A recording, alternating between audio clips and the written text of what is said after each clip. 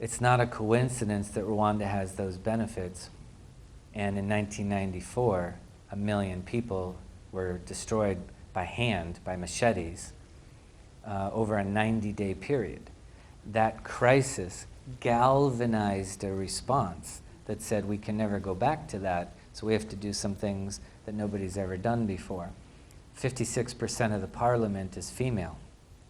Half of the cabinet is women. The next president will be a woman.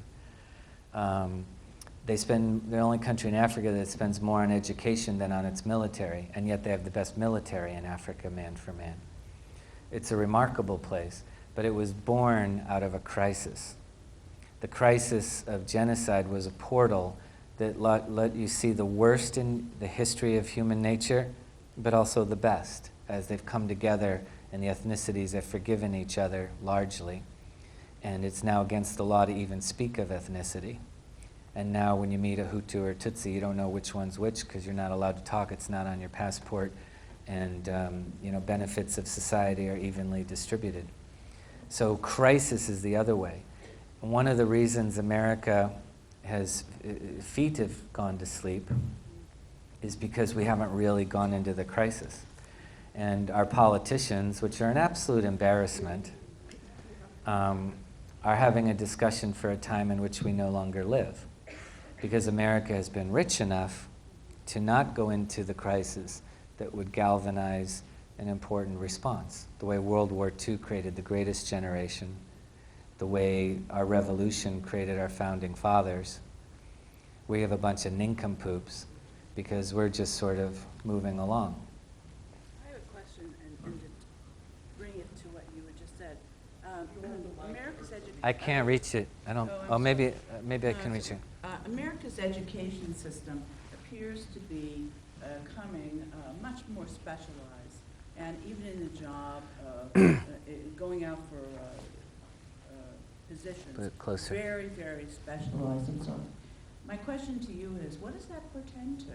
I mean, when you think about taking your fundamental premise, what does that mean in terms of genius that was what caused our country to become what we are? Well, I think it's a really interesting question. The idea that you're kind of taught that you need to specialize from a young age in a domain as an accountant or pre-med or whatever, and you tend to be dismissive of other domains of thinking because you don't understand that innovation and genius and breakthroughs are partly due to luck, but partly due to the fact that you've got frameworks in your head from one place and then you test them in another, and that fosters innovation. And we don't create that kind of education system. You only have to look at Bill Gates and Zuckerberg or Matt Damon, 3 guys who quit Harvard and then became impactful and famous despite the Harvard education, right? Whereas people go on for PhDs at Harvard and they specialize and get narrow and narrow and narrow, and you never hear from them again. And that's an issue. I think my advice to people is once you get your degree in one thing, go do something totally unexpected and different.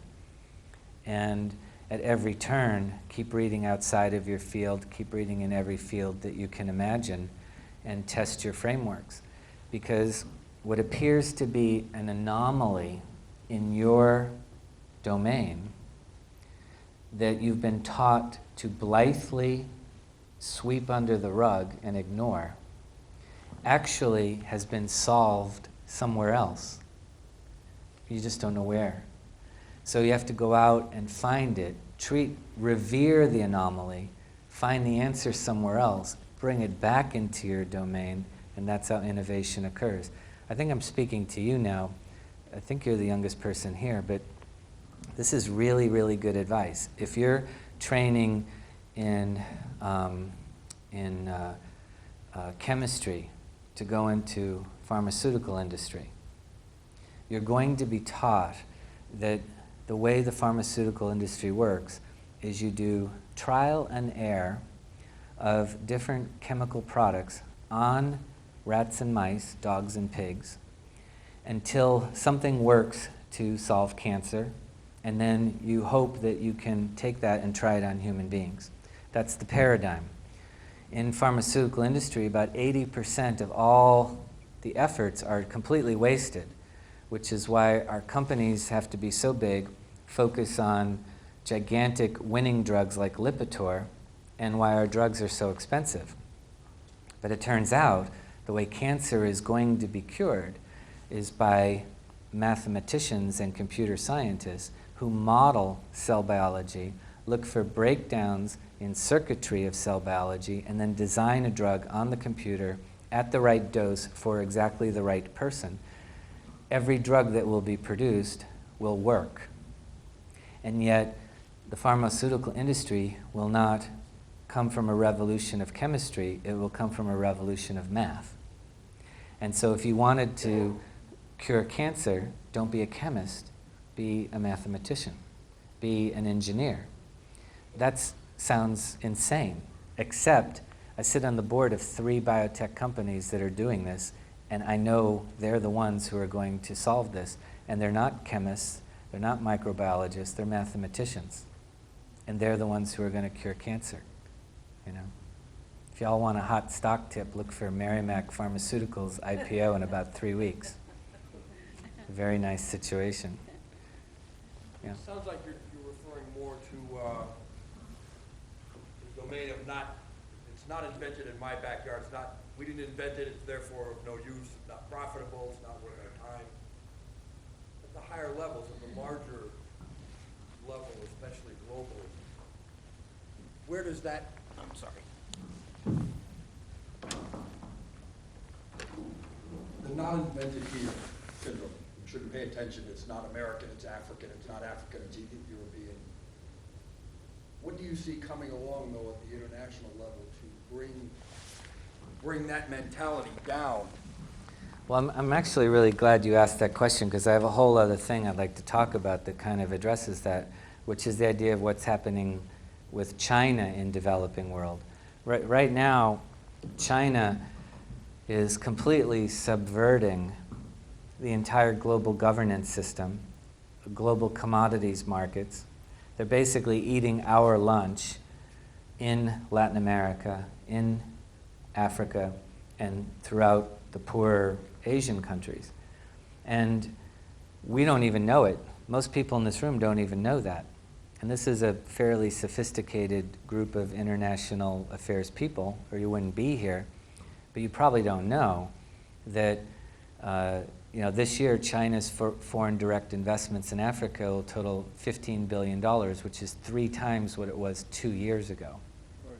There are 500,000 Chinese workers in Africa now working for the Chinese government. That China is rapidly, in a few years, will be a bigger economy than the United States, and they're going to do this through a symbiotic relationship with Africa by taking Africa's raw materials, oil and minerals, but also Africa's young people, because China has a demographic problem, 1.3 billion people, but not very many young people because of the one child per family issue. So they're going to use African children, I mean, not in a bad way, they're going to, I don't mean, slave labor or anything, but they're going to employ African young people, African oil and minerals. It's going to fuel their thousands of factories. They're going to have 53 African votes in the UN, which will put China, have a lot more power in the UN, the World Trade Organization, the IMF, the regional development banks, whereas America, foolish comments by Romney that he's going to start a trade war with China, China will laugh at him. China will shut down their trade with the United States, and they'll focus on Africa and Latin America. They'll garner global support from hundreds of other countries, 150, 200 other countries, and they'll end up running the UN, the IMF, the World Trade Organization, and all these places. And we don't know that in America. I only know it because I study it all the time. I'm trying to figure this out. Right now, it's part of my next book effort. And every time, and I have a 6.5-year-old son, and I'm bumming out that he doesn't speak Chinese yet. You know, I'm not making a joke. Like, I'm bummed out. Like, I'm a bad father, because if you don't speak Chinese in his lifetime, you won't have access to the best opportunities. That sounds grave. That sounds dramatic. That's how I feel. So this is part of what's happening next. You know, what are we missing? What should we be thinking? Pardon me? You speak Chinese? I don't. I speak a few languages, none of which are critical for my future. I'm very, very fluent in Swahili. That does me a lot of good, you know. I taught Swahili at Columbia University. I even taught it in Africa. I'm a really good Swahili speaker. So what? You know, Chinese, if you want to do your children and your grandchildren a favor, you'll get them into Chinese right now. Yeah. The American institutionalized education system, how is Rwanda's education system? I mean, they have free primary school education now, which is fantastic. They've switched over from French to English, which is also fantastic. I'm advising the president that they should be studying Chinese also. In Nigeria, primary school students do learn Chinese in Nigeria. I think this is how the world is changing. But unfortunately, they don't have the quality of teachers throughout the rural areas. Rwanda is a 100% digitalized country. You can get broadband in any little village in the country. It's only like the third or fourth country in the world that does that. America doesn't do that. And so the prospects in Rwanda are great, but you're about that right age, and maybe you're the type, you should go to Rwanda and be a teacher for a couple of years. You would have a wonderful impact. You would learn a lot about the world, and you would come back and be you know, very unique in anything else that you pursued. You should go to Rwanda too. You're going to Senegal. Terrible place. Yeah. Very difficult place. We'll talk about Senegal afterwards if you want. I mean, it's great to learn French, but French doesn't matter anymore. You know, Rwanda just switched from French to English because French doesn't matter. Yeah. You said a word about the Congo wars, the plunder that's going on in the hands of Rwanda. Yeah. Ignoring the dictatorship and Yeah. Yeah. the world war that's going on. Yeah. Well, I mean, I don't agree with. I agree with how important it is that you've raised. I don't agree with the framing, and it's a great topic. There are 17,000 UN peacekeeping forces in Africa, in the Congo right now. It's at a cost of several $1 billion a year. The UN is a travesty. It's almost a total waste of money. They don't do anything good, and they're not looking at the underlying issues of culture and all of these different problems. Most people agree that about 5 million people have been killed there, and you know, women being raped on a daily basis that exceeds what's happened in any other place in world history. It's a terrible, terrible spot. When you cross the border from Goma in the Congo over to Rwanda, it's like crossing from hell into heaven. I mean, in the sense of you go from no roads to roads, you go from corrupt soldiers and militia to soldiers in perfect suits who treat you with, you know, dignity and don't ask for bribes. It's an amazing, like, life experience to just move a few feet from one side of the border to the other. What happened was when Paul Kagame grew up in a refugee camp starting in 1959, he and I are 6 weeks age different. I grew up in Scranton, Pennsylvania, which is worse than a refugee camp, but he grew up in a refugee camp and joined the Ugandan army and fought for the liberation there. He and another guy, Fred Ruggiero, created a Rwandan refugee army inside the Ugandan army. In 1990, when there was still another small genocide, the Rwandan refugee group tore off the patches from their Ugandan uniforms, betraying a brand new Rwanda Patriotic Force patch, and they attacked the French-backed Hutu power people in Rwanda and fought for about 4 years, and they ended the genocide. At that point, what happened was about 3 million people in Rwanda thought that they would be exterminated by Kagame coming in from Uganda. So 3 million Hutu people fled to the Congo.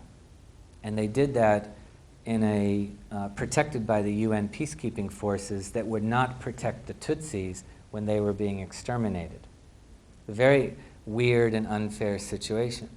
So these 3 million people went into the Congo. Most of them were nice, innocent people who were just afraid of Kagame because they'd been told he would come in and retaliate and kill everybody.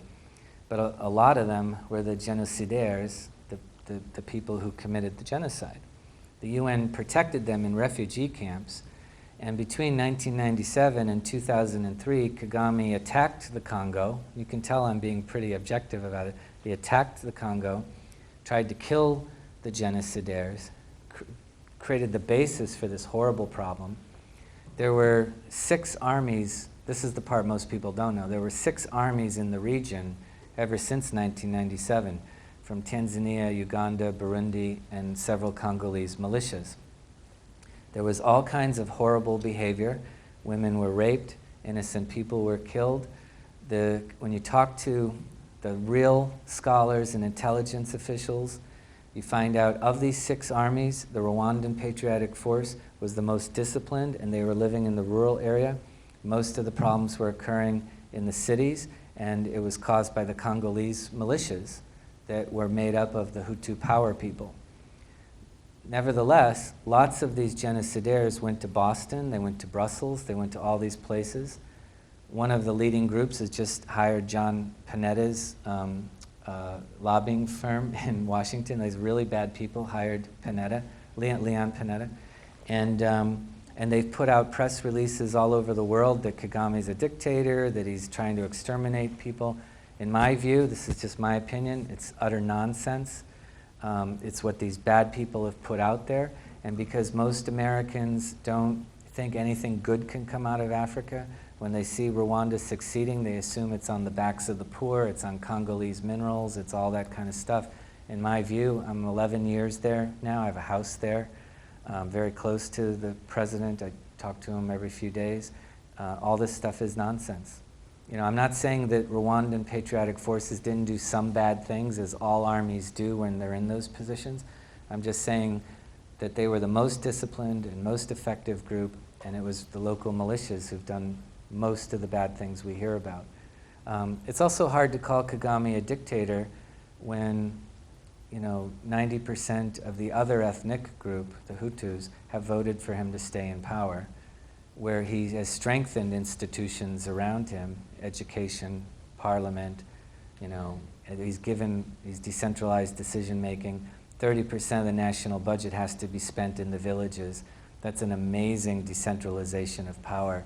Autocrats make themselves the center of every decision, and democratic leaders who are good decentralize the decisions, and that's what I see in Rwanda.